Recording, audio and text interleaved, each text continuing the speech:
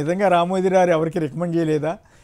కొంతమందికే recommend చేశారా? తనకు కావాల్సిన వాళ్ళకి రికమెండ్ చేశారా? అసలు ఎవరికి చేయకుండా ఉన్నారా? రేవంత్ అంటే ఈ మధ్య అంటే 2009 తర్వాత 2004 నుంచే వెలుగులోకి వచ్చినటువంటి ఒక నాయకుడు. అంతకుముందు కుర్రవాడు కాబట్టి ఆయనకి అన్ని విషయాలు తెలియవా? మరి దీని మీద సీనియర్ పాత్రికేయుడైన గౌరీశంకర్ గారి కామెంట్ ఏంటో విందాం. నిజంగానే గౌరీశంకర్ గారు చెప్పండి, రామోజీరావు రాజకీయాల్లోకి ఎప్పుడు రాలేదా? రాజకీయాన్ని తను వాడుకోలేదా? మంత్రులుగా ఎవరికి రికమెండేషన్ చేయలేదా? దీని మీద మీ కామెంట్ చెప్పిన తర్వాత నేను కూడా కొన్ని అనుభవాలు చెప్తాను. నేను రామోజీరావు గారిని 82లో కలిశాను, ఈనాడు బిల్డింగ్ లోనే కలిశాను. అప్పుడు I think I was doing my BCJ చేస్తా ఉన్నప్పుడు సార్ వెళ్ళి అందరం జర్నలిస్ట్ వెళ్ళి కలిసాము. మాకు అందరు చూపించాడు మొత్తం బిల్డింగ్ లో ఎట్లా ఉంది, ఎట్లా న్యూస్ పేపర్ స్టార్ట్ చేసాము, ఈనాడు ఎట్లా స్టార్ట్ చేసాము, వాడు ఆయన ఉద్దేశాలు ఏంటి, ఆయన టార్గెట్ ఏంటి అని చాలా ఎక్స్ప్లెయిన్ చేశాడు. ఎందుకు పేపర్ పొద్దున 6 గంటల వరకు పేపర్ ఉండాలి, I think he has some ideas. But subsequently over the period of time తను చాలా పొలిటికల్ గా ఇన్ఫ్లుయెన్షియల్, మాత్రం is one of the most influential person. And ఆయన పొలిటికల్ ఇన్ఫ్లుయెన్స్ లేని, గవర్నమెంట్ ఇన్ఫ్లుయెన్స్ లేని పైకి వచ్చాడంటే నేనైతే నమ్మను. Yes, news paper he started it has been one of చాలా సక్సెస్ఫుల్ న్యూస్ పేపర్ రన్ చేశారు ఆల్ ఓవర్ ఇండియా. కొత్త ట్రెండ్ తెచ్చాడు, అంతే కదే. But at the same time మరి ఏదో కొన్ని పార్ట్నర్షిప్ సమ్మిట్ ఏదో సమ్ వచ్చింది, అక్కడ కూడా చెప్పారు most of the contacts given to the persons, వాళ్ళకు ఉన్న క్లోజ్ ఉన్న వాళ్ళకి ఇచ్చారన్నప్పుడు బాగా డిస్కషన్స్ అయితే చంద్రబాబు నాయుడు గారు. అండ్ మేజర్ గా రామోజీ ఫిలిం సిటీ నాకు గుర్తుంది ఇప్పటికీ. రామోజీ ఫిలిం సిటీ 2000 ఎకరాలు 1500 ఎకరాలు ఎంత కానీ డూ థింక్ అంత ఈజీ అవుతుందా? ఒక ప్రైవేట్ వ్యక్తి అంత ల్యాండ్ అక్యుములేట్ చేయాలి without the support of the government? Impossible. నేను ఒకసారి ఒక మీటింగ్ జరిగింది వైఎస్ రాజశేఖర్ రెడ్డి గారిది ఇబ్రాహీంపట్నంలో.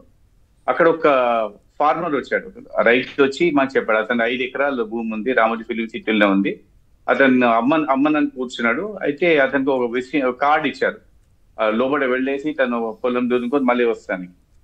మీటింగ్ లో చాలా మంది వచ్చారు, ఫార్మర్స్ వచ్చారు, ఫార్మర్స్ మీటింగ్ ఉంటుంది రాజశేఖర రెడ్డి గారు. కాబట్టి I don't think so. Definitely ఆయన ఈ వీల్డెడ్ చాలా క్లౌడ్ వీల్ చేశాడు, చాలా ఇన్ఫ్లుయెన్స్ ఉండేది. డెఫినెట్లీ రికమెండ్ చేయవచ్చు. ఇప్పుడు రైటింగ్ లో ఏం రాదు, బయట వచ్చి ఆయన ఎప్పుడు ఆయన బయట స్టేట్మెంట్ ఇవ్వలేదు, రికమెండ్ చేస్తా అని చెప్పారు కదా ఎవరు. కానీ ఈ definitely had lot of cloud. నేను కూడా ఒకసారి ఒక ఆర్టికల్ రాశాను, ఎప్పుడంటే ఐ థింక్ 90s లో అనుకుంటాను.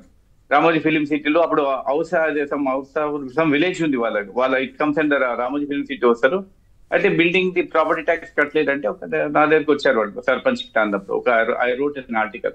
కానీ ఇమీడియట్లీ నాకు రెస్పాండ్ చేశారు రమేష్ బాబు గారు, I think some senior person నాకు ఫోన్ చేసి, అవునండి కొంచెం అది డిలే అయింది, మర్చిపోయారు మా వాళ్ళు, కట్టలేదు, మేము అది ప్రాపర్టీ ట్యాక్స్ కట్టేసాము, మీ దానికి రిజైండర్ మీకు ఆ క్లారిఫికేషన్ కూడా మీరు క్యారీ చేయండి, మేము కట్టాక మాకు మరి కట్టాక నాకు రిసిప్ట్ పంపించండి, నేను కట్టాను. డెఫినెట్లీ అంత ఈజీ కాదు ఒక ప్రాజెక్ట్ కట్టాలంటే. ఒక అంత Ramoji film city definitely political without government support కాదు. అంటే ఒక ఆర్గనైజేషన్ గా రకరకాల ప్రయత్నాలు చేసుకుని ఉండొచ్చు, కానీ పొలిటికల్ ఇన్ఫ్లుయెన్స్ లేకుండా ఆయన పొలిటికల్లీ కాదు. రేవంత్ రెడ్డి గారు చెప్పేది ఏంటంటే అసలు ఆయన ఎవరికి రికమెండ్ చేయలేదు, మంత్రి పదవులు ఎవరికి ఏమి చేయలేదు అన్నట్లుగా పిచ్చినడానికి ప్రయత్నం చేశారు కదా. డెఫినెట్లీ కార్డర్స్ ఆఫ్ పవర్ లో ఉన్నప్పుడు మాత్రం డెఫినెట్ డిస్కషన్ వచ్చేది, రామోజీ గారు ఇన్ఫ్లుయెన్స్ ఉండేది, క్యాబినెట్ లో ఇన్ఫ్లుయెన్స్ ఉండేది. మరి ఎందుకు మనకు ఆర్టికల్స్ వచ్చేది కదా, మనకు ఏదైనా ఆర్టికల్స్ ఎక్స్క్లూజివ్ ఆర్టికల్స్ ఎట్లా వచ్చేది? గవర్నమెంట్ లో లీక్ చేస్తుంది కదా, గవర్నమెంట్ లో ప్లాన్ చేసేవాళ్ళు. ఎవరైనా ఏ గవర్నమెంట్, ఇప్పుడు మనం ఏ న్యూస్ పేపర్ కూడా ఒక గవర్నమెంట్ కి సపోర్ట్ కాదు. చూడండి కాదు, వీళ్ళు ఎల్లో మీడియా కవరేజ్ చూడండి. ఇప్పుడు ఉక్కు సంకల్పం అంట 17 నెలలు 15,000 కోట్లు. ఓ పక్క చంద్రబాబు గారేమో అసలు ఎందుకు ఆయన ఎలక్షన్కి ముందు ఏం మాట్లాడారు, ఉక్కు సెంటిమెంటు అది ఇదని మాట్లాడారు. ఎలక్షన్ అయిన తర్వాత ఇప్పుడు అధికారంలోకి వచ్చిన తర్వాత ఏమంటున్నారు, ఖాళీ కూర్చుని పని చేయకపోతే జీతాలు ఇస్తామా, డ్యామ్ డూమ్ ప్రైవేటైజేషన్ గురించి ఆయన ఆ దిశగా మాట్లాడితే దాని గురించి రాయకుండా ఎల్లో మీడియా కవరింగు. చాలా ఉక్కు సంకల్పం అంట, 15,000 కోట్లు ఇచ్చారంట. మరి కర్ణాటకలో విశ్వేశ్వర స్టీల్స్కి కుమారస్వామి ఇవ్వలేదా?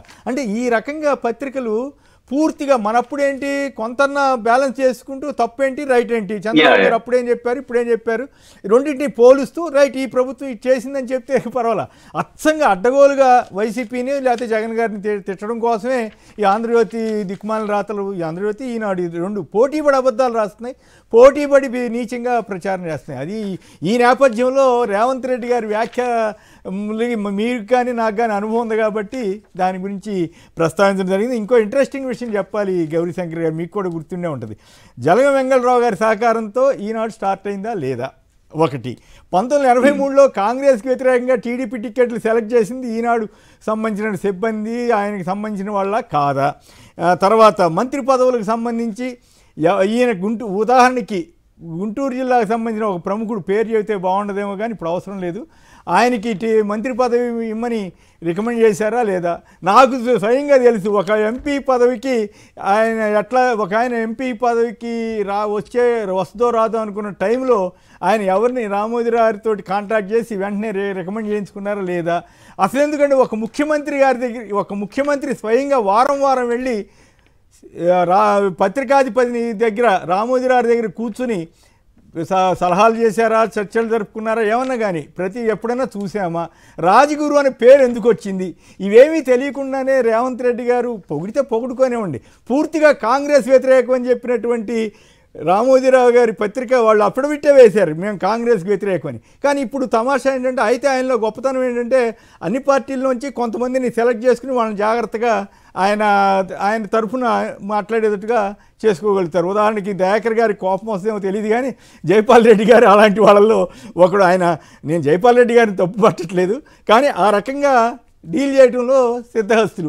సరే రేవంత్ రెడ్డి గారు తెలుగుదేశం నుంచి వచ్చారు కాబట్టి తెలుగుదేశంకి రామోజీరావుకి ఉన్న అవినావ సంబంధం గురించి నేను ప్రత్యేకించి చెప్పనక్కర్లేదు కాబట్టి సరదా కోసం కేవలం రేవంత్ రెడ్డి గారు పొగిడితే పొగడొచ్చు కానీ కొంచెం మరీ ఎక్కువగా పొగిడారేమో నాకు అనుమానం వచ్చి ఈ ప్రస్తావన తీసుకురావడం జరిగింది దయాకర్ గారు మీకేమీ అభ్యంతరం లేదు కదా మీరు అవసరమైతేనే మాట్లాడండి లేదంటే వేరే స్కిప్ చేసేద్దాం మిమ్మల్ని మాట్లాడమని నేను అడగట్లా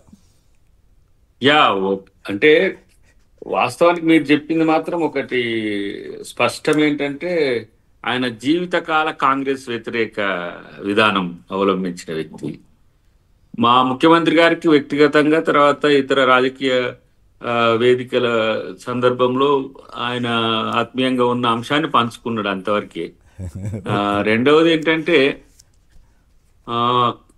ఈనాడు నాకు ప్రత్యేకించి ఎందుకు చెప్పాలంటే ఒక ఒరవడిని సృష్టించిందేమో కానీ అన్ని రకాల వర్గాలను కలుపుకోపోవడానికైతే చేసిన ప్రయత్నం నేను నా సామాజిక ఉద్యమాల నేపథ్యం నుంచి కూడా చూస్తున్నా కదా అది కొంత ఇబ్బందికరమైన పరిస్థితే ఉండే కాకపోతే రామోజీరావు గారు వ్యక్తిగతంగా తన యొక్క ఏమంటాము ప్రతిష్టను కూడా కొంత పెంచుకోవడానికి కూడా రాజకీయ పార్టీలతో మొదట కమ్యూనిస్టులతో తర్వాత టీడీపీతో ఇప్పుడు బీజేపీతో మధ్యలో జలగం వెంగళరావు గారు కాంగ్రెస్ ముఖ్యమంత్రిగా ఉన్నప్పుడే ఈయనకి ఇవన్నీ సహకారం అయితే దాని ఇప్పుడు బిజినెస్ మైండ్ ఎప్పుడు ఎట్లా ఉంటుంది సార్ అంటే దాని ఎక్స్పాన్షన్ కొరకు తన అస్తిత్వం కొరకు చేసి ఉండొచ్చు కానీ ఆ కొద్ది కాలం మాత్రమే కానీ నేను నిరంతరం చూస్తున్నా కదా కాంగ్రెస్ వ్యతిరేకంగానే తను ఎక్కువ ఈనాడు కానీ రామోజీరావు గారు కానీ ఎందుకో అది నాకు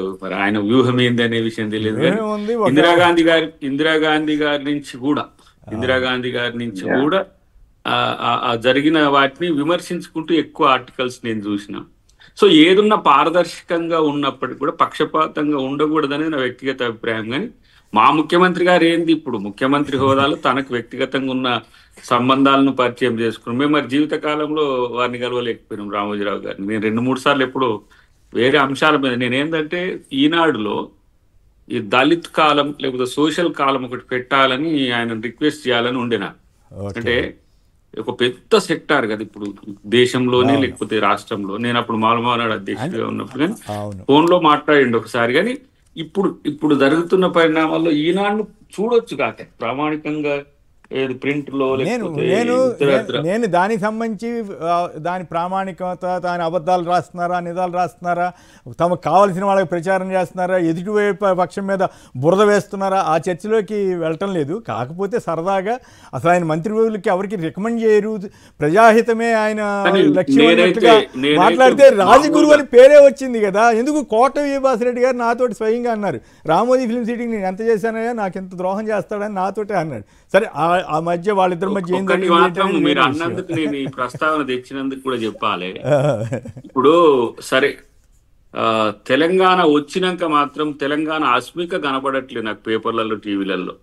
ఎట్లాగ ఉమ్మడి రాష్ట్రంగా ఉన్నాము, ఎట్లాగ మనం వార్తలు షేర్ చేసుకుంటాం, కానీ తెలంగాణ అస్తిత్వం నిలబెట్టే పాత్రికేయత్వం లేదా, పత్రికలకు ఆత్మ లేదా, కానీ ఏదో పత్రికల సంగతి ఏమో కానీ ముందు రాజకీయ నాయకులకు ఉండేలా చూసుకోండి, అది తర్వాత వేరే చర్చ. రాజకీయ నాయకులకు మేమైతే కాదు, ఎలక్షన్ ప్రచారంలో ఎట్లెట్లా ప్రచారం చేశారో మీ నాయకులు కానీ ఇతర పార్టీల నాయకులు కానీ అవన్నీ ఆలోచిస్తే ఆ చర్చలోకి వెళ్తే చాలా పెద్దదవుతుంది. మనం అసలు విషయాల్లో రేపటి రోజున సమస్యగా కూడా మారే అవకాశం ఉంటుంది. రెండు మూడు ప్రాంతాల్లో నేను ఇది విన్నా కాబట్టి ఈ ప్రస్తావన కూడా తెచ్చింది కాబట్టి ఈనాడునే కాకుండా మొత్తం వ్యవస్థ కూడా కొంచెం పునరాలోచించుకోవాల్సిన సందర్భం ఉంటుంది. తెలంగాణ సోల్ని వీళ్ళు కూడా మిస్ అయిందని చెప్పకేం తప్పదు. ఇప్పుడు ప్రభుత్వం వార్తలు కవర్ చేసి లేకపోతే ప్రతిపక్షాల వార్తలు కవర్ చేయడం కాదు, తెలంగాణ సోల్ ఉండాల్సిన అవసరం అయితే తెలంగాణ కన్నా తెలంగాణ మీద నడిపే వాటికైనా ఉండాలనేది నా అభిప్రాయం. ఏది ఏమైనా ఒకటి మాత్రం నేపథ్యం కనపడుతుంది కదా సార్, గతంలో వారు టీడీపీలో ఉండడం వల్ల ఆత్మీయత ఉంది. ఇప్పుడు ఎందుకు అర్థంకి దాకా పోయి మంత్రి పదవి ఏమని రామోజీరావు గారిని కలవలేదు, నేను మాకు సంబంధం లేదు కదా. కాబట్టి మీరు ఎమ్మెల్సీ అయ్యేసరికి ఆయన పాపం ఆయన కాలం చేశారు కాబట్టి మీకు అవకాశం, కాబట్టి వాళ్ళ పూర్వాంకంలో ఆ నేపథ్యం ఉంది కాబట్టి దాని ప్రస్తావన. అంటే ఇక్కడ పాయింట్ ఏంటంటే, ఇక్కడ నా సమస్యల్లో మిగతా విషయాల్లో గెలట్ల, వ్యాపారం రాజకీయం కలగలిపి నడిపాడా లేదా అవన్నీ మీకు తెలుసు నాకు తెలుసు, ఆ ఇష్యూలోకి వెళ్ళట్లా. అసలు మంత్రి పదవులకి రికమెండ్ చేయని వ్యక్తిగా రామోజీరావు ఉన్నారా? అసలు రాజగురు అని పేరు ఎందుకు వచ్చింది? ఒక ముఖ్యమంత్రి వెళ్ళి ఆయన ఒక పత్రికాధిపతి ముందు వారం వెళ్ళి అటెండెన్స్ చేయించుకున్నటువంటి పరిస్థితి ఎప్పుడైనా చూసామా? కాబట్టి అందువల్ల రేవంత్ రెడ్డి గారి మాటలు కొంచెం అతిశయోక్తి అనిపించి సరదా ఈ నలుగురు పోయినప్పుడు చెప్పాలి, అది చెప్పిండేమో, ఇంకో నలుగురు పోయినప్పుడు చెప్పిండేమో. అంటే ఈ నలుగురు మీకు చెప్పాల్సిన పరిస్థితి ఇప్పుడు రాలేదు, భవిష్యత్తులో అనుకున్నాడేమో. కానీ చాలా మందికి చెప్పిన నేపథ్యం అయితే ఆయన రాజగురు అని పక్కన పెడితే ప్రభావం అయితే ఉన్నదనేది అందరికి తెలిసిన వాస్తవం. ఆఫ్ ది డిస్కషన్ లేదంటే మా ముఖ్యమంత్రి గారు అన్నారు కాబట్టి అనో లేకపోతే ఆయన ఇట్లానో చెప్పడం కాదు, కానీ చాలా వరకు చాలా మంది కూడా మేము చిన్నప్పటి నుంచి చూస్తూనే ఉన్నాం. చంద్రబాబు గారు కూడా ఇదే లైన్లో మాట్లాడారు. కాకపోతే ఇక ఇప్పుడు చర్చ మీ తెలంగాణ ఇష్యూ కాబట్టి రేవంత్ రెడ్డి గారు సరదాగా ఉంటుందని చేసాను తప్ప రేవంత్ రెడ్డి గారు అన్నదాన్ని నేను పెద్ద తప్పు పట్టట్లా. కాకపోతే ఇట్లాంటివి చెప్పినప్పుడు ఏంటంటే, అరే మనందరికీ తెలుసు కదా ఆయన ఏమేమి రికమెండ్ చేసింది, ఏం కదా వ్యాపారాన్ని రాజకీయాన్ని ఎట్లా కళ్ళగలిపి చేసింది, 2600 కోట్ల డిపాజిట్ల వ్యవహారం, ఇవన్నీ కాంగ్రెస్ వాళ్లే కదా అప్పుడు బయట పెట్టింది. సరే పొగట్టడం తప్పేం కాదు, కాదు ఆ సందర్భాన్ని బట్టి ప్రశంసించడం తప్పు కాదు, పొగట్టడం తప్పు కాదు. కానీ కొంచెం అతిగా వెళితే మా బోటాళ్ళకి ఎందుకు ఇట్లా మాట్లాడుతున్నారనే ఫీలింగ్ వచ్చే అవకాశం ఉంటుంది. సరే అయినా కూడా వాళ్ళ ఇష్టం అనుకోండి. మీ అంచనాలు, మీ అవకాశాలు, మళ్ళీ ఆ పత్రికతోటి ఉన్న మీకు సంబంధాలు, వాళ్ళు వార్తలు రాస్తే వాళ్ళ అవసరాలు, మీ అవసరాలు, ఇవన్నీ కూడా ఉంటాయి. అది వేరే విషయం.